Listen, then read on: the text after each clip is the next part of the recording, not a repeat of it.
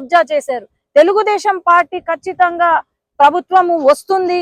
ఈ తెలుగుదేశం పార్టీ ప్రభుత్వం రాగానే ఇప్పుడు కబ్జా చేసిన ల్యాండ్స్ అంతా మళ్ళా తిరిగి పేదవాడికి ఇవ్వాలని మేము అనుకుంటుంటే, వీళ్ళేమో లేదు పేదవాడి దగ్గర నుంచో లేకపోతే మన దగ్గర నుంచి ఆస్తులు ఎట్లా లాక్కోవాలా అని చూస్తున్నారు తప్ప ఇంకేం లేదు. అందరూ కూడా ఆలోచన చేయండి. మీ ఆస్తులు మీవిగా ఉండాలి, మీరు కష్టపడినారు, మీ ఆస్తులు మీవిగా ఉండాలి అనుకుంటే జగన్మోహన్ రెడ్డి గారికి మళ్ళీ ఓటు వేశారు అంటే మాత్రము మీకు ఇంకా మీ ఆస్తి ఒక్క రూపాయి కూడా ఉండదని నేను చెప్తున్నాను. ఈరోజు అందరూ కూడా తెలుగుదేశం పార్టీకి ఓటు వేసి గెలిపించండి. మన ఆస్తులు మన భూములను మనం కాపాడుకుందాము. మన పిల్లల భవిష్యత్తుని మనం కాపాడుకుందామని నేను తెలియజేస్తున్నాను. అట్లాగే ఈ జీవో ఏదైతే ఉందో ఇక్కడ నంద్యాల పార్లమెంటు తరపు నుంచి ఈ జీవో పరిస్థితి మొత్తం రాష్ట్రం పరిస్థితి కూడా ఇదే అవ్వబోతుంది. మరి ఆలోచన చేయండి అందరూ కూడా.